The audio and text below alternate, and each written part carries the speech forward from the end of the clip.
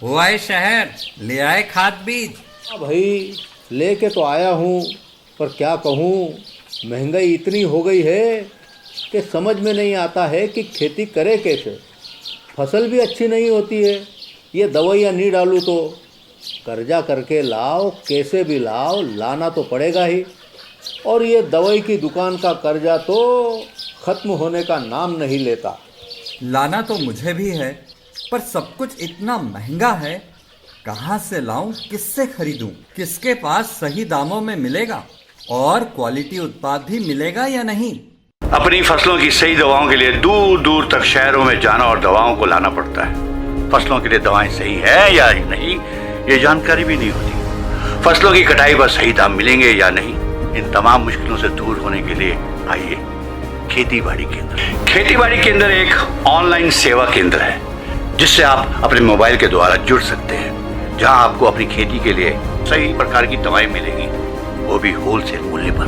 वो सभी दवाएं सीधा निर्माता से लेकर आप तक पहुंचाते हैं, यानी कि बीच में होने वाले सारे खर्च की बचत आपकी जेब में। साथ ही साथ दवाओं को लाने और ले जाने की झंझट से भी छुटकारा। अपनी मुश्किलों को दूर करने के लिए आप खेती बाड़ी केंद्र पर एक मिस कॉल करें। खेती बाड़ी केंद्र का किसान मित्र आपसे तुरंत संपर्क करेगा और आपको सभी जरूरी जानकारी देगा। खेती बाड़ी केंद्र की फ्रेंचाइजी लेकर खेती बाड़ी मित्र बनिए और किसानों की सेवा कर देश की तरक्की में भागीदार बने। आज ही संपर्क करें नीचे दिए गए नंबर पर और खेती बाड़ी केंद्र से जुड़े। ये है खेती बाड़ी केंद्र ऐप। अच्छा, किसानों की सरदारी, उन्नत खेती बाड़ी। खेती बाड़ी केंद्र, देश के अन्नदाता की दुकान।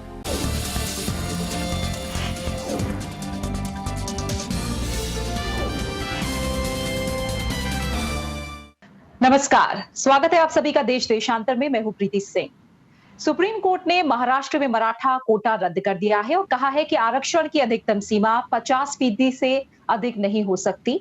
अदालत ने कहा है कि यह समानता के अधिकार का उल्लंघन करता है और मराठा आरक्षण 50% सीमा का उल्लंघन कर रहा है।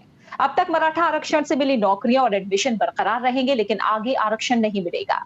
5 जजों की बेंच में अशोक भूषण के अलावा justice L Nageswara Rao, S Abdul Nazeer, Hemant Gupta और एस रविंद्र भट्ट शामिल थे। साथ ही सुप्रीम कोर्ट ने 1992 के इंदिरा साहनी केस में दिए गए फैसले की समीक्षा करने से भी इनकार कर दिया है। सुप्रीम कोर्ट ने 26 मार्च को याचिकाओं पर अपना फैसला सुरक्षित रख लिया था। 30 नवंबर 2018 को महाराष्ट्र सरकार ने नौकरियों और शिक्षण संस्थानों में मराठा समुदाय को अन्य पिछड़ा वर्ग श्रेणी के तहत 16% आरक्षण देने को लेकर विधेयक पारित किया था। 2018 में महाराष्ट्र सरकार ने मराठा वर्ग को सरकारी नौकरी और उच्च शिक्षा में 16% आरक्षण दिया था और इसके पीछे जस्टिस एनजी गायकवाड़ की अध्यक्षता वाले महाराष्ट्र पिछड़ा वर्ग आयोग की रिपोर्ट को आधार बनाया गया था। ओबीसी जातियों को दिए गए 27% आरक्षण से अलग दिए गए मराठा आरक्षण से सुप्रीम कोर्ट के उस फैसले का उल्लंघन हुआ जिसमें आरक्षण की सीमा अधिकतम 50% ही रखने को कहा गया था। दरअसल सुप्रीम कोर्ट में बंबई उच्च न्यायालय के फैसले को चुनौती दी गई थी, जिसमें महाराष्ट्र के शिक्षण संस्थान और सरकारी नौकरियों में मराठाओं के आरक्षण के लिए फैसले को बरकरार रखा था और इस पर सुनवाई करते हुए शीर्ष अदालत ने यह फैसला सुनाया है। आज हम देश देशांतर में आरक्षण को लेकर सुप्रीम कोर्ट के फैसले के जो अलग अलग पहलू हैं, उनका विश्लेषण करेंगे और इन तमाम पहलुओं पर चर्चा के लिए मेरे साथ आज 2 खास मेहमान जुड़ रहे हैं। मेरे साथ है PK Malhotra, former secretary, ministry of law and justice. साथ ही मेरे साथ है Kapil Sankla, advocate, supreme court. आप दोनों मेहमानों का बहुत बहुत शुक्रिया मेरे साथ इस चर्चा में जुड़ने के लिए। सांकला सर, पहले आपसे शुरुआत करूंगी और मैं चाहूंगी आप थोड़ा हमें समझाएं कि मराठा आरक्षण को जो सुप्रीम कोर्ट ने फैसला ये दिया है वो किन मायनों में अहम है। जी देखिए, 1992 में सुप्रीम कोर्ट ने काफ़ी सारे स्टेट्स के पास पावर होती है कि वो रिजर्वेशन कर सकें, ट्राइबल कम्युनिटी इकोनॉमी वो देखते हुए, और उसके बेसिस पे ये कहा था कि अलग अलग स्टेट्स में अलग अलग मापदंड हो सकते हैं, पर रिजर्वेशन 50% से आगे नहीं जा सकती। ये इंदिरा साहनी जजमेंट थी, लैंडमार्क जजमेंट है। 4 कॉन्स्टिट्यूशनल बेंचेस ने उसको बार बार अलग अलग स्टेजेस में उसमें हामी भरी और कहा है कि ये ठीक जजमेंट है। अब हुआ क्या कि महाराष्ट्र में उन्होंने, जैसे कि आपने सही कहा कि हाई कोर्ट ने जो है वहाँ पे रिजर्वेशन 50% से आगे बढ़ा दी और एक एक्ट पास कर दिया जिसे Maharashtra state reservation for socially and educationally backward classes या SEBC एक्ट 2018 में। 2018 में ही हमारे कॉन्स्टिट्यूशन में एक अमेंडमेंट करी गई। 342 आर्टिकल में 342A लेकर आया गया। 342A ये कहता था कि अगर आप रिजर्वेशन करना चाहते हैं तो वो पावर प्रेसिडेंट के पास में है जो गवर्नर से राय लेंगे, और इसकी जो रिक्वेस्ट हो सकती है या इसके मापदंडों पे अगर रिक्वेस्ट करा जाए या फिर कोई फैक्ट्स दिए जाए तो वो स्टेट सरकार दे सकती है। सुप्रीम कोर्ट में ये दोनों चीजों पे को चैलेंज किया गया। ये कहा गया कि जो हाई कोर्ट ने करा है, बॉम्बे हाई कोर्ट ने करा है, वो इंदिरा साहनी जजमेंट के खिलाफ है, और इन्होंने 342A के अंदर जो पावर होती है, जो प्रेसिडेंट की पावर है, वो स्टेट गवर्नमेंट ने ले ली। ऑनरेबल सुप्रीम कोर्ट ने इन दो पॉइंट्स पे, जैसे कि आपने कहा कॉन्स्टिट्यूशनल बेंच में, ये दोनों मापदंडों को टेस्ट करा और बोला इंदिरा साहनी की जजमेंट सही है, गलत नहीं है, उसको रिविजिट करने की कोई जरूरत नहीं है। 50% रिजर्वेशन बहुत ठीक है, परंतु इस जजमेंट पे एक बड़ी खास बात भी है। और दूसरी बात ये बोली कि 342A की जो आर्टिकल जो अमेंडेड है वो सही है, उसमें कोई गलती नहीं है। पर एक एक्सेप्शन ऑनरेबल सुप्रीम कोर्ट ने इस केस में कर दिया, बोला कि कोई एक्स्ट्रा ऑर्डिनरी सर्कमस्टांस नहीं दिखाया गया इंदिरा साहनी की जजमेंट के 50% रिजर्वेशन के आगे जाने के लिए। ये बहुत बड़ी बात है। इसका मतलब ये है कि स्टेट गवर्नमेंट अगर ये दिखा दे कि कोई एक्स्ट्रा ऑर्डिनरी सर्कमस्टांस है, तो 50% रिजर्वेशन जो इंदिरा साहनी ने जो सीलिंग लगा रखी है, शायद आप उससे आगे बढ़ सकते हैं। तो ये इंपॉर्टेंट फैक्टर्स हैं ऑनरेबल सुप्रीम कोर्ट की जजमेंट के। बिल्कुल। मल्होत्रा सर, आपकी नजर में इस फैसले के क्या मायने हैं, किस तरह से अहम है? और थोड़ा सा मैं चाहूंगी, अगर कोर्ट के फैसले के अलग अलग पहलुओं पर हम आगे और भी चर्चा करेंगे, थोड़ा सा मैं चाहूंगी, क्योंकि जो मराठाओं के आरक्षण का मुद्दा है वो काफी पुराना है, इसकी क्रोनोलॉजी एक तरह से क्या रही है, कैसे इस मसले को आप देख रहे हैं? प्रीति जी, जो विषय आप उठा रही हैं उससे पहले कि मैं उस विषय पर आऊं, मैं कपिल सांकला जी का धन्यवाद करना चाहूंगा कि उन्होंने सुप्रीम कोर्ट की जो जजमेंट आई है उसकी बहुत अच्छे से व्याख्या कर दी है। मैं और दो जनरल पहलू अपने दर्शकों के नोटिस में लाना चाहूंगा। नंबर एक, जिस तरह ये कॉन्स्टिट्यूशन बेंच का जजमेंट जिस स्पीड से आया है, मैं ये उम्मीद करता हूं कि जितने भी कॉन्स्टिट्यूशनल इश्यूज सुप्रीम कोर्ट के सामने पेंडिंग पड़े हैं कॉन्स्टिट्यूशन बेंच के, बाकी भी विषय इसी तरह से डिसाइड किए जाएंगे। मैं दर्शकों को बताना चाहूंगा कि ये कानून जो महाराष्ट्र गवर्नमेंट ने पास किया, ये नवंबर 2018 में पास किया। जून 2019 में हाई कोर्ट ने इसकी वैलिडिटी को लेकर के, इसकी व्याख्या को लेकर के अपनी जजमेंट दी, जो सुप्रीम कोर्ट में चैलेंज हुई। जुलाई 2019 में इसमें शो काज नोटिस इशू किया गया और 3 जजेस की एक न्यायपीठ ने सितंबर 9, 2020 को इसके ऊपर एक इंटरिम ऑर्डर भी दिया और इंटरिम ऑर्डर के साथ अपनी प्रिलिमिनरी ऑब्जर्वेशन भी दी 2 विषयों के ऊपर, जैसा कि सांकला जी ने बताया। नंबर 1, जो आर्टिकल जो 102वीं संविधान की अमेंडमेंट है उसको लेकर के, जिसमें आर्टिकल 338B और 342A संविधान में ऐड किए गए थे 102nd अमेंडमेंट के अंदर, और रिजर्वेशन 50% से अधिक हो सकता है, अपना प्राइमा फेसाई व्यू भी एक्सप्रेस किया। तो एक्चुअली ये जो कॉन्स्टिट्यूशन बेंच का जजमेंट आया, इसके फाउंडेशन तो जो ऑर्डर कोर्ट ने सितंबर 2020 में पास किया, उस फाउंडेशन तो उसी में ही ले डाउन कर दी गई थी। और इस कॉन्स्टिट्यूशन बेंच ने, क्योंकि 102 के ऊपर जो एक 102nd अमेंडमेंट कॉन्स्टिट्यूशन की 2018 में आई थी, उसके ऊपर कोई भी एक अथॉरिटेटिव डिसीजन सुप्रीम कोर्ट का नहीं था, इसलिए यह मैटर कॉन्स्टिट्यूशन बेंच को गया। और मैं दर्शकों को यह भी बताना चाहूंगा, सितंबर 2020 में जो जजेस जिन्होंने ऑर्डर पास किए वे थे जस्टिस नागेश्वर राव, जस्टिस हेमंत गुप्ता और जस्टिस रविंद्र भट्ट। और जो कॉन्स्टिट्यूशन बेंच आया उसमें जस्टिस अशोक भूषण और जस्टिस अब्दुल नजीर और ऐड हो गए और पहले के तीनों जजेस रहे। तो ये जो जजमेंट आया है ये उसी एंटीसिपेटेड लाइंस के ऊपर है जिसको, जो कि ऑर्डर सुप्रीम कोर्ट ने सितंबर 2020 में पास किया था। दूसरा मैं कहना चाहूंगा कि कोरोना काल में इस तरह से वीडियो कॉन्फ्रेंसिंग के थ्रू एक कॉन्स्टिट्यूशन बेंच का डिसीजन आया, वो भी एप्रिशिएबल है। वो इसलिए कि जो अधिवक्ता, बहुत सीनियर अधिवक्ता इसमें अपीयर हुए, उन सभी का बेंच के सामने ये दरखास्त थी, ये रिक्वेस्ट थी कि इसकी हियरिंग को पोस्टपोन किया जाए, क्योंकि एक बहुत इंपॉर्टेंट कॉन्स्टिट्यूशनल मैटर है और इसकी हियरिंग सिर्फ फिजिकल हियरिंग के दौरान ही की जाए। तो मैं समझता हूं आगे के लिए एक हमारा रास्ता खुला है कि वर्चुअल हियरिंग के द्वारा, चाहे कितना भी इंपॉर्टेंट इशू क्यों ना हो, हमारी कोर्ट हमारी जुडिशरी और हमारे वकील सक्षम हैं उसको डिसाइड करने के लिए, और जो आर्टिफिशियल इंटेलिजेंस को लेकर के जो सुप्रीम कोर्ट ने इसको ऑलरेडी एक मुहिम चालू की है, उसको हम एक बहुत आगे तक ले जा सकते हैं और डिसीजंस को एक्सपेडाइट कर सकते हैं।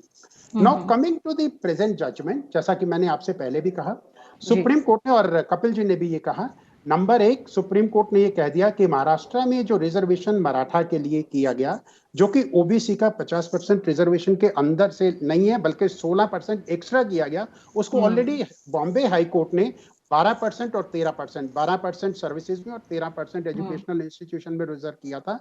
उसके हिसाब से महाराष्ट्र गवर्नमेंट ने अपना एक्ट भी 2019 में अमेंड कर दिया था, लेकिन सुप्रीम कोर्ट ने उसको स्ट्राइक डाउन कर दिया कि इंदिरा साहनी के केस में जो 9 जजेस बेंच ने लॉ लेट डाउन किया है कि अगर आप राइट टू इक्वलिटी को फॉलो करना है तो आर्टिकल 16(4) में जो रिजर्वेशन की एक्सेप्शन क्रिएट की गई है वो 50% से ऊपर नहीं जा सकती। अगर ऊपर जाएगी तो जो 16(1) में राइट टू इक्वलिटी दिया गया है वो कहीं ना कहीं वायलेट होगा। उसी को जजमेंट को एक सांपला जी ने बताया कि 4 और कॉन्स्टिट्यूशन बेंच की जजमेंट है जिसको अपहेल्ड किया गया। सबसे इंपॉर्टेंट उसमें नागराज का केस है, जिसमें नागराज के केस में इसकी व्याख्या फिर से की गई और उसको कहा गया कि ये बहुत एक इंपॉर्टेंट विषय है और 50% से ऊपर रिजर्वेशन नहीं जाना चाहिए। प्रेजेंट कॉन्स्टिट्यूशन बेंच ने जो 5 जजेस का है, ऑब्वियसली वो इंदिरा साहनी के केस को ओवरऑल नहीं कर सकता था, लेकिन उन्होंने उसको एग्जामिन करके कहा कि उसको रिव्यू करने की कोई आवश्यकता नहीं है क्योंकि वो प्रिंसिपल जो ले डाउन किया गया वो सही प्रिंसिपल है, और जो महाराष्ट्र सरकार ने कानून पास किया है क्योंकि वो इंदिरा साहनी के केस में जो लॉ लेट डाउन किया गया है उसके ऊपर खरा नहीं उतरता, इसलिए वो अनकॉन्स्टिट्यूशनल उन्होंने डिक्लेयर कर दिया। इसके अलावा इंदिरा गांधी को रिव्यू करने की जरूरत नहीं है, ये भी उन्होंने कहा। और दूसरा, मैंने जैसा कि बताया कि 102nd अमेंडमेंट जो है उसको भी अपहोल्ड किया। ना 102nd अमेंडमेंट 2 विषयों से इंपॉर्टेंट हो जाता है। मैं समझता हूँ इस जब ये अमेंडमेंट आया इसमें कोई नई बात नहीं कही गई थी। इस अमेंडमेंट के द्वारा केवल ओबीसी के जो कमीशन है, नेशनल कमीशन ओबीसी है, उसको कॉन्स्टिट्यूशनल स्टेटस दिया गया, जैसा कि constitutional status national commission for schedule caste, national commission for schedule tribe को दिया गया है। और जैसे उनके लिए प्रेसिडेंशियल ऑर्डर के अंदर लिस्ट में नाम ऐड किए जाते हैं, उसी तरह ओबीसी के लिए लिस्ट में नाम करने के लिए आर्टिकल 342A ऐड किया गया। तो मैं समझता हूँ उसमें कोई नई बात नहीं की है, ये केवल एक सुप्रीम कोर्ट ने के कॉन्स्टिट्यूशन बेंच ने एक क्लैरिफिकेशन करके बाकी सब कोर्ट्स के लिए गाइडलाइन ले डाउन की गई है कि 50% से ऊपर रिजर्वेशन नहीं हो सकता, और जो ऐड होगा लिस्ट में एडिशन होगा वो उसी प्रोसीजर से होगा जैसा शेड्यूल कास्ट और शेड्यूल ट्राइब्स के लिए होता है। बिल्कुल मल्होत्रा सर, जो आप अमेंडमेंट की बात कर रहे हैं, 102वें संशोधन की जो आप बात कर रहे हैं, इस पर थोड़ा सा और मैं आपसे चाहूंगी आगे थोड़ा सा और आप साफ करें कि क्या अहम बिंदु है और क्या कोर्ट में कहा गया है इसकी तरफ से। लेकिन उससे पहले साकला सर, मैं समझना चाहूंगी कि केंद्र ने जो दलीलें दी सुप्रीम कोर्ट में, वो ये कहा गया था कि महाराष्ट्र के पास मराठाओं को आरक्षण देने की विधायी जो क्षमता है वो है, और ये जो फैसला है वो संवैधानिक है। और इस आरक्षण के पीछे जो आधार बनाया गया था वो जस्टिस NG गायकवाड़ की अध्यक्षता वाले महाराष्ट्र पिछड़ा वर्ग आयोग की रिपोर्ट को बनाया गया था। लेकिन क्या ऐसी वजह रही, या क्या आप तर्क या आधार देखते हैं कि जब कोर्ट की तरफ से पूछा गया कि आरक्षण के लिए असाधारण आधार क्या है, तो सरकार बताने में नाकाम रही? क्या आपको लगता है, चाहे वो सामाजिक आधार पर हो या आर्थिक आधार पर हो, या आधार बताने में नाकामी, और जो जस्टिस गायकवाड़ की रिपोर्ट को एक तरह से आयोग की रिपोर्ट को आधार बनाया गया, ये पहलू क्या रहे? देखिए, इसके आंसर मैं आपको लॉ नहीं पर एक बहुत ही सामाजिक तरीके से दे सकता हूँ। आप ही की किसी फोरम में मैंने इसके बारे में बात करी थी कि रिजर्वेशन अपने में बहुत इंपॉर्टेंट है। वो इसलिए इंपॉर्टेंट है क्योंकि बहुत सारे पिछड़े वर्ग हैं जिनको ऊपर लेकर आना है, परंतु जो रिजर्वेशन है वो जनरल कैटेगरी के कोटा को भी नहीं खा सकता है, तो आपको बैलेंस रखना है। तो हमारे लॉ में जैसे कहते हैं प्रीपोंडेंस ऑफ प्रोबेबिलिटी, किसका पलड़ा भारी है, तो दोनों पहलुओं को ध्यान में रखना है। तो अगर सुप्रीम कोर्ट ने, ऑनरेबल सुप्रीम कोर्ट ने जब इंदिरा गांधी ने कहा कि आप रिजर्वेशन को 50% से आगे नहीं ले जा सकते हैं, मेरे ख्याल से उसमें काफी तर्क है। और तर्क ये है कि स्टेट गवर्नमेंट्स कितनी बार अपनी पॉलिटिकल एम्बिशंस या पॉलिटिकल कंपल्शंस की वजह से रिजर्वेशन को आगे बढ़ा सकती है, जिसका बहुत फार रीचिंग कॉन्सिक्वेंस होगा। आप ऐसा नहीं कर सकते हैं कि जो जनरल कैटेगरी में है आप उनकी पोजीशन भी छीन लें, और वो स्टेट लेवल में हो सकता है। तो इस वजह से जो कॉन्स्टिट्यूशनल पावर्स हैं, जो इंदिरा साहनी कहती है, इंदिरा साहनी ने कह दिया 50% से आप आगे नहीं जा सकते। एक्स्ट्रा ऑर्डिनरी सर्कमस्टांसेस कुछ अलग, जो हमारी सुप्रीम कोर्ट ने अभी जजमेंट में था।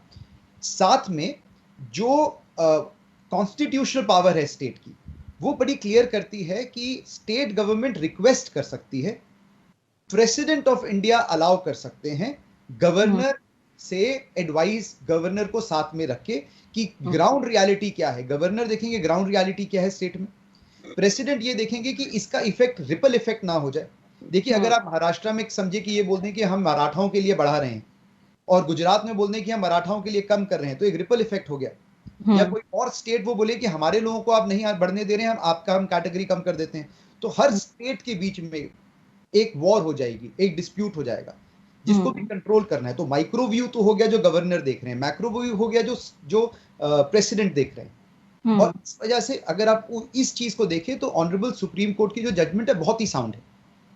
रिजर्वेशन की इंपॉर्टेंस को ध्यान रखते हुए जनरल कैटेगरी का भी ध्यान रखा गया है, और ये बहुत ही इंपॉर्टेंट चीज है। ठीक है, ठीक है। मल्होत्रा सर, क्या अब ये जो फैसला आया है, आपको लग रहा है कि जो दूसरे राज्य हैं उन पर किस तरह का असर पड़ेगा कोर्ट के इस फैसले के बाद? देखिए, ये कॉन्स्टिट्यूशनल बेंच का फैसला है, और कॉन्स्टिट्यूशनल बेंच का फैसला नहीं भी होता, एक ordinary bench of the supreme court अगर वो भी इस जजमेंट को देता, तो ये सभी हाई कोर्ट्स के ऊपर और सभी राज्य सरकारों के ऊपर बाध्य होता। ये हमारी कॉन्स्टिट्यूशनल स्कीम है। आपने जो बात कही एक 50% से ऊपर वाली और एक्सेप्शनल सर्कमस्टांसेस वाली, साकला जी ने भी इसके ऊपर विचार दिया, आपने इसके ऊपर एक प्रश्न भी रेज किया था। इंदिरा साहनी के केस में ये बात कही गई कि रिजर्वेशन 50% होगा and this can be breached only in exceptional circumstances. जो गायकवाड़ कमेटी थी या सरकार की तरफ से और इवन केंद्रीय सरकार की तरफ से भी ये कहा गया कि एक्सेप्शनल सर्कमस्टांसेस जो इसमें हैं वो है social and educational backwardness of Maratha, उनका प्रॉपर रिप्रेजेंटेशन स्टेट में नहीं है, और there are certain exceptional circumstances. These are the exceptional circumstances for which Maratha के लिए हम रिजर्वेशन कर रहे हैं। लेकिन सुप्रीम कोर्ट ने इसको कहा कि अरे, अगर आप एजुकेशनल बैकवर्डनेस की बात कर रहे हैं तो ये अपने आप में एक एक्सेप्शनल सर्कमस्टांस नहीं है, उनका प्रॉपर रिप्रेजेंटेशन सर्विसेज में नहीं है, ये अपने आप में एक एक्सेप्शनल सर्कमस्टांस नहीं है, ये तो रिजर्वेशन के फंडामेंटल ग्राउंड्स हैं।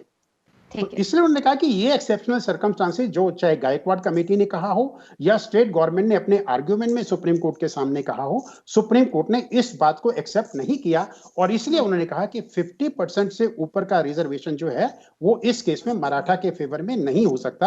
अगर मराठा का रिजर्वेशन करना है तो उनको ओबीसी की लिस्ट में डालकर 50% की कैटेगरी में लाएंगे, और जो प्रेसिडेंशियल ऑर्डर इशू होगा 342A में जब उसमें आ जाएंगे, तो जो 50% के बीच में उनके फेवर में जो रिजर्वेशन मिलता है वे केवल उसी का लाभ उठा पाएंगे, उसके ऊपर रिजर्वेशन नहीं जा सकता है। तो मैं समझता हूं ये जो सुप्रीम कोर्ट का जजमेंट है ये बाकी सरकारों पर भी बाध्य होगा, और जहां जहां रिजर्वेशन किया गया है जो 50% से ऊपर जाता है, अगर उसके लिए ऐसे कोई एक्सेप्शनल सर्कमस्टांसेस नहीं बताए गए हैं जो सुप्रीम कोर्ट को मान्य होंगे, क्योंकि अभी तक क्या एक्सेप्शनल सर्कमस्टांसेस होंगे वो स्थिति हमारे सामने नहीं आई है। जैसे मान लीजिए एक केशवानंद के केस में बेसिक प्रिंसिपल की एक थ्योरी ली डाउन की गई, जो हमारा कहा गया कि basic structure of the constitution है वो क्या क्या होगा, उससे कुछ इलस्ट्रेशन, कुछ एग्जाम्पल केवल दिए गए। इसी तरह एक्सेप्शनल सर्कमस्टांसेस क्या होंगे, जब तक इसके एग्जाम्पल हमारे सामने नहीं आएंगे, मैं समझता हूं इस विषय में थोड़ी सी अभी जो है क्लैरिटी नहीं आई है, और वो एक्सेप्शनल सर्कमस्टांसेस जब तक सुप्रीम कोर्ट नहीं ले डाउन करेगी, शायद कोई ना कोई दुविधा आएगी और स्टेट गवर्नमेंट इसको लेकर के कुछ ना कुछ कानून बनाती रहेंगी, जो फिर चैलेंज होता रहेगा, और अल्टीमेटली सुप्रीम कोर्ट को ही ले डाउन करना पड़ेगा, और may be on case to case basis Supreme Court decide करेगी कि क्या ये एक्सेप्शनल सर्कमस्टांस है या नहीं है। ठीक है, यानी साकला सर, जो दो बातें हैं, 102वां संशोधन और एक 342A, इनको लेकर हम माने कि जो व्याख्या और जो एक तरह से साफ किया है कोर्ट ने, वो अब कहीं ना कहीं एक पारदर्शिता उसमें है, और मैं यही समझना चाह रही हूँ कि क्या इसका असर आपको लग रहा है कि बाकी राज्यों पर पड़ना है, क्योंकि हम ध्यान अगर दें तो कर्नाटक है, पंजाब है, तमिलनाडु है, आंध्र प्रदेश सहित बाकी बहुत से राज्य हैं जिन्होंने आरक्षण को लेकर महाराष्ट्र जैसा ही रुख अपनाया हुआ है। तो इसे लेकर कुल मिलाकर आगे की राह फिलहाल आपकी नजरों में क्या दिख रही? देखिए, दो चीज हैं। एक जो ये अमेंडमेंट है आर्टिकल 342A का, ये जो ऐड करा गया, ये 102nd अमेंडमेंट पे करा गया 2018 में। ओके, और जो दूसरी चीज़ है कि जब इस मैटर की सुनवाई हो रही थी तो 8 मार्च को ऑनरेबल सुप्रीम कोर्ट ने बाकी स्टेट के काउंसिल्स को भी अलाउ कर दिया कि वो भी हाँ। अपनी आर्ग्यूमेंट्स अपने दलीलें सामने बिल्कुल। रख सकते हैं, और काफ़ी दिग्गज वकील आए थे जिन्होंने अपनी आर्ग्यूमेंट्स पुट फोर्थ करी। और जो जजमेंट है वो जजमेंट, जैसे कि सर ने कहा, सारे के सारे स्टेट्स पे इक्वली एप्लीकेबल हैं। और वो इसीलिए एप्लीकेबल नहीं है क्योंकि बाकी स्टेट भी वहां पे थी, बट सुप्रीम कोर्ट की जो जजमेंट है वो सभी पे इक्वली लागू होती है। ये एक बात हो गई। एक और बात मैं आपको बताना चाहूंगा कि जहां तक कि इंदिरा साहनी की जजमेंट है वो पूरे हिंदुस्तान में हर स्टेट पे एप्लीकेबल है। तो जो रिजर्वेशन का 50% है वो हर एक स्टेट पे है, एक्सेप्शनल सर्कमस्टांसेस हटा के। तो ये जो क्लैरिटी आई है कि आप 50% से आगे नहीं जा सकते, कोई एक्ट नहीं क्रिएट कर सकते, ये भी सारे स्टेट्स पे बात थी। हाँ। और इसी की मैंने आपको एग्जांपल देकर कहा था, ये इसलिए भी जरूरी है क्योंकि आप नहीं चाहते कि स्टेट्स के बीच में पॉलिटिकल वॉर हो। आप नहीं चाहते कि एक स्टेट किसी वजह से अपनी मर्यादा को बढ़ाने के लिए अपने लोकल्स को, अपने स्टेट के लोगों को, अपने वोटर्स को फायदा कराने के लिए कुछ परसेंटेज बढ़ा दे और दूसरा स्टेट उसी चीज को कम कर दे और उस वजह से स्टेट्स के बीच में वॉलेटिलिटी आए। तो जहां तक की जजमेंट है वो 8 मार्च में बाकी स्टेट की काउंसिल्स को भी सुना गया। इन एनी इवेंचुअलिटी वो सभी पे वैसे भी बाध्य रहती, इंदिरा साहनी अभी भी बाध्य है, और एक्सेप्शनल सर्कमस्टांस जब आएंगे तब देखे जाएंगे, पर जब तक नहीं आते हैं तो सारे स्टेट्स को ये फॉलो करना ही पड़ेगा। बिल्कुल। मल्होत्रा सर, हम सभी समझते हैं कि आरक्षण की जब भी बात आती है तो जाहिर तौर पर भले ही वो राज्य के स्तर पर रहा हो या पहले से हम देखते रहे हो केंद्र के स्तर पर रहा हो, बहुत ज्यादा ये माना जाता है कि इनके पीछे जो वजह रही है वो राजनीतिक भी रही है। तो क्या माना जाए, अब जैसे हम देखें तो हरियाणा में 70%, तमिलनाडु में 69%, तेलंगाना में 62% तक आरक्षण है अभी। तो हम क्या माने कि ये फैसला कई मायनों में, इस मायने में भी नजीर है कि आगे बहुत ज्यादा तैयारी हर स्तर पर करके रखनी पड़ेगी राज्यों को भी ऐसा फैसला लेने से पहले? प्रीति जी, जो आप 70%, 80% या 90% तक की रिजर्वेशन की बात, स्टेट्स की बात कर रहे हैं, वो स्टेट्स की अपनी एक पॉलिटिकल कंपल्शन या पॉलिटिकल नेसेसिटी हो सकती है। लेकिन जैसा कि सांकला जी ने भी कहा, रिजर्वेशन अपने आप में एक सोशल नेसेसिटी है, और वो सोशल नेसेसिटी को कैसे हमारे समाज के अंदर इम्प्लीमेंट किया जाए, उसको इम्प्लीमेंट करने के लिए सुप्रीम कोर्ट ने व्याख्या दे करके लॉ को बहुत क्लियरली लेड डाउन किया गया है। उसका अगर स्टेट्स वायलेशन कर रही हैं तो वो अपने पॉलिटिकल कारणों से कर रही हैं, और ये जानते हुए कर रही हैं कि सुप्रीम कोर्ट का लॉ इस चीज को परमिट नहीं करता है। अब आज का, जैसे मैंने कहा कि ये जो एक्सेप्शनल सर्कमस्टांसेस वाली बात है, उसको लेकर के इस जजमेंट के बाद भी क्लैरिटी इसलिए नहीं मिलती है क्योंकि सुप्रीम कोर्ट ने शायद कोई ऐसे प्रिंसिपल ले डाउन नहीं किए गए हैं कि 1, 2, 3 ये एक्सेप्शनल सर्कमस्टांसेस माने जाएंगे और इनमें रिजर्वेशन को आगे बढ़ाया जा सकता है। क्यों? वो दोबारा से हर स्टेट की सोशल, ज्योग्राफिकल और दूसरी कंडीशंस के ऊपर डिपेंड करेगा। उसके लिए कोई हार्ड एंड फास्ट फार्मूला नहीं है, साइंटिफिक प्रिंसिपल्स के ऊपर नहीं है। जहां सोसाइटी के, जहां सोशल एंगल इन्वॉल्व हो जाता है, जहां सामाजिक प्रथाएं इन्वॉल्व हो जाती हैं, वहां आप साइंटिफिक प्रिंसिपल्स के ऊपर कानून नहीं बना सकते हैं। सोशल और इकोनॉमिक कंडीशंस को ध्यान में रखते हुए कानून बनाने पड़ते हैं, और कानून की व्याख्या भी उसी आधार पर होती है। हमारे कॉन्स्टिट्यूशन जो है, वो कॉन्स्टिट्यूशन एक सिर्फ कानून नहीं है, वो एक लिविंग डॉक्यूमेंट है, और उस लिविंग की जब डॉक्यूमेंट की जब सुप्रीम कोर्ट व्याख्या करता है तो वो सोशल और इकोनॉमिक कंडीशंस को भी ध्यान में रखता है। उन्हीं को ध्यान में रखते हुए इंदिरा साहनी केस में 9 जजेस बेंच का डिसीजन आया, जिसको बाद के सभी कॉन्स्टिट्यूशनल बेंचेस ने फॉलो किया, और उसको आज की जजमेंट से उसको और क्लैरिटी स्टेट गवर्नमेंट को दे दी कि लुक, ये आपकी लक्ष्मण रेखा है, इसको पार मत करिए। अगर आप इसको पार करेंगे तो उसकी संवैधानिक वैधता जो है उस पर हमेशा एक प्रश्न चिन्ह लगा रहेगा, और अगर हमारे पास आएगा तो हम जो प्रिंसिपल ले डाउन है उनको ध्यान में रखते हुए उसकी व्याख्या करेंगे। और जहां तक संविधान के 102वें संशोधन का सवाल है, जैसा कि मैंने कहा, इसके 2 मुख्य कारण थे, और इसका बैकग्राउंड देखिए ये क्यों लाया गया। एक तो था कि जो ओबीसी का कमीशन है, नेशनल कमीशन फॉर ओबीसी, उसको संवैधानिक स्टेटस दिया गया कॉन्स्टिट्यूशन में लाके बाय एडिंग आर्टिकल 338B, और दूसरा उसकी लिस्ट में, ओबीसी की लिस्ट में क्या क्या नाम ऐड होंगे, कौन कौन सी कास्ट ऐड होंगी, उसके लिए आर्टिकल 342A लाया गया, और प्रोसीजर वही रखा गया जो national commission for scheduled tribe, national commission for schedule caste के लिए रखा गया है। तो मैं समझता हूँ ये इन ए वे जो सुप्रीम कोर्ट ने कहा है, एक उसमें व्याख्या ये जरूर आई, और जो मैंने पहले भी ऑर्डर का रेफरेंस दिया, सितंबर 9 2020 में पास किया गया, उसमें सुप्रीम कोर्ट ने यही बात की थी कि हम इसको कॉन्स्टिट्यूशन बेंच को रेफर कर रहे हैं क्योंकि 102nd अमेंडमेंट जो कॉन्स्टिट्यूशन का है उसकी अथॉरिटेटिव इंटरप्रिटेशन सुप्रीम कोर्ट ने अभी नहीं दी है। क्या ये फेडरल स्ट्रक्चर को डिस्ट्रॉय करता है?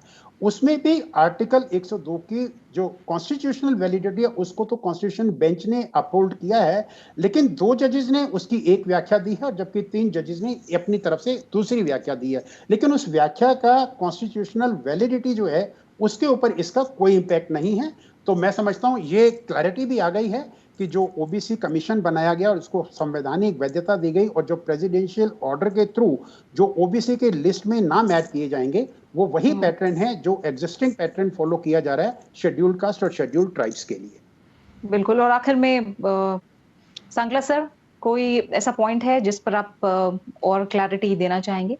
कोई पॉइंट जो छूट रहा हो इस चर्चा में? जी ऐसे तो नहीं, आप दोनों ने ही सारे पॉइंट्स कवर कर लिए। मैं सिर्फ यही बोलना चाहूँगा कि जो रिजर्वेशन का इशू है ये अनफॉर्चुनेटली बहुत ही पॉलिटिकल इशू है और स्टेट ही नहीं, ये हमारी कंट्री को भी काफ़ी बुरी तरह से डिवाइड करके बैठा हुआ है।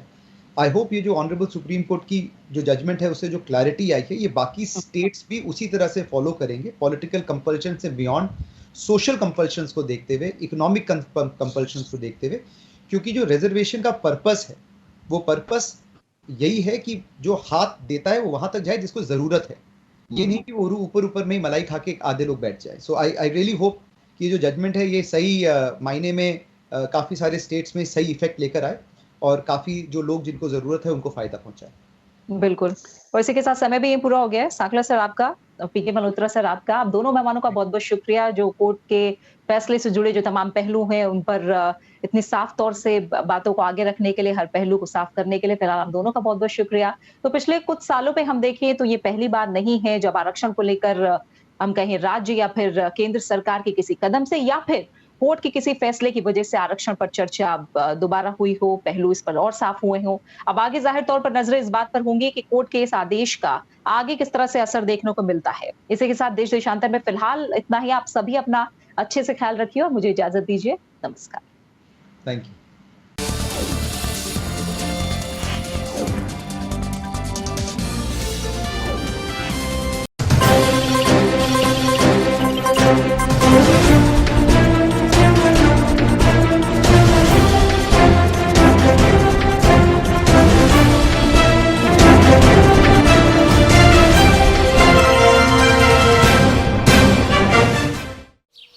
ओ काका, हुआ है शहर, ले आए खाद बीज? हाँ भाई, लेके तो आया हूँ, पर क्या कहूँ, महंगाई इतनी हो गई है कि समझ में नहीं आता है कि खेती करे कैसे। फसल भी अच्छी नहीं होती है, ये दवाइयाँ नहीं डालूँ तो कर्जा करके लाओ, कैसे भी लाओ, लाना तो पड़ेगा ही। और ये दवाई की दुकान का कर्जा तो ख़त्म होने का नाम नहीं लेता। लाना तो मुझे भी है, पर सब कुछ इतना महंगा है, कहाँ से लाऊं, किससे खरीदूं, किसके पास सही दामों में मिलेगा और क्वालिटी उत्पाद भी मिलेगा या नहीं। अपनी फसलों की सही दवाओं के लिए दूर दूर तक शहरों में जाना और दवाओं को लाना पड़ता है। फसलों के लिए दवाएं सही है या नहीं ये जानकारी भी नहीं होती। फसलों की कटाई पर सही दाम मिलेंगे या नहीं, इन तमाम मुश्किलों से दूर होने के लिए आइए खेती बाड़ी केंद्र। खेती बाड़ी केंद्र एक ऑनलाइन सेवा केंद्र है जिससे आप अपने मोबाइल के द्वारा जुड़ सकते हैं, जहां आपको अपनी खेती के लिए सही प्रकार की दवाएं मिलेंगी, वो भी होलसेल मूल्य पर। वो सभी दवाएं सीधा निर्माता से लेकर आप तक पहुंचाते हैं, यानी कि बीच में होने वाले सारे खर्च की बचत आपकी जेब में। साथ ही साथ दवाओं को लाने और ले जाने की झंझट से भी छुटकारा। अपनी मुश्किलों को दूर करने के लिए आप खेती बाड़ी केंद्र पर एक मिस कॉल करें। खेती बाड़ी केंद्र का किसान मित्र आपसे तुरंत संपर्क करेगा और आपको सभी जरूरी जानकारी देगा। खेती बाड़ी केंद्र की फ्रेंचाइजी लेकर खेती बाड़ी मित्र बनिए और किसानों की सेवा कर देश की तरक्की में भागीदार बने। आज ही संपर्क करें नीचे दिए गए नंबर पर और खेती बाड़ी केंद्र से जुड़े। ये है खेती बाड़ी केंद्र ऐप। अच्छा, किसानों की सरदारी, उन्नत खेती बाड़ी। खेती बाड़ी केंद्र, देश के अन्नदाता की दुकान।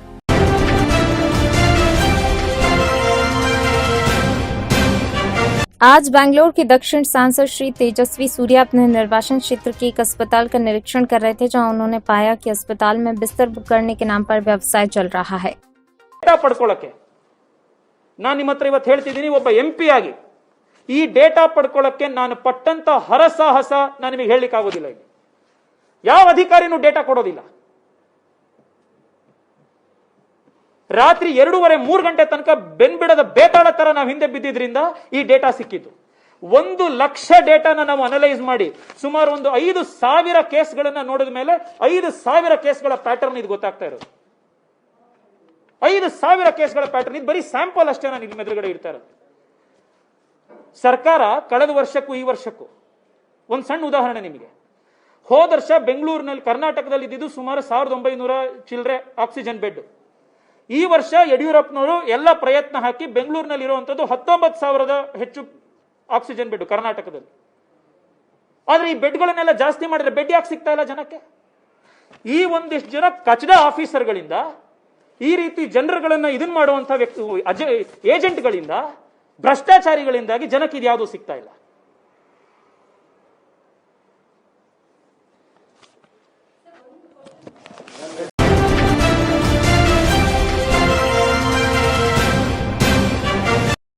विकासखंड लोटन के ग्राम पंचायत भिटपरा में प्रधानी चुनावी रंजिश को लेकर नवनिर्वाचित प्रधान और साथी दबंगों ने गांव के एक गरीब कुनबे पर वोट न देने की वजह से पहले तो लाठी डंडों से खूब पीटा, बाद में ईंट और पत्थर चलाए, कई पटुए के मकान को नष्ट कर दिया। स्थानीय पुलिस पहुंचकर मामले में रफा दफा करने के चक्कर में लगी है। पुलिस 3-3 लोगों को दोनों तरफ से थाना कोतवाली ले गई, जबकि दबंग अभी भी कॉलर खड़ी किए गाँव में घूम घूम कर जान से मारने की धमकी दे रहे हैं। वीडियो में साफ तौर पर पीड़ित कुनबे पर परवेज के छत से ताबड़तोड़ ईंट और पत्थर फेंके जा रहे हैं। बताते हैं कि यहाँ पूर्व प्रधान बड़कू, जो विगत कई बार से प्रधान रहा करते थे, गांव की नाई बिरादरी पूर्ण रूप से पूर्व प्रधान के वोटर हुआ करते थे। प्रधानी चुनाव में प्रचार के दौरान नवनियुक्त प्रधान से कुछ कहा सुनी हो गई थी। चुनाव जीतने के बाद प्रधान अपने सहयोगियों के साथ पहले उसी गरीब कुनबे का हिसाब लेने पहुंच गए और जो कहर बरपाया फिर वीडियो में साफ साफ देखा जा सकता है। इस तांडव से गाँव में डर का माहौल बना हुआ है। पीड़ित परिवार प्रधान और उसके दबंग साथियों से पूरी तरह डरा सहमा है। कोतवाली लोटन को तहरीर देकर उन सभी पर कार्रवाई की मांग कर रही है। Crime reporter Siddharth Nagar, Santosh Kumar.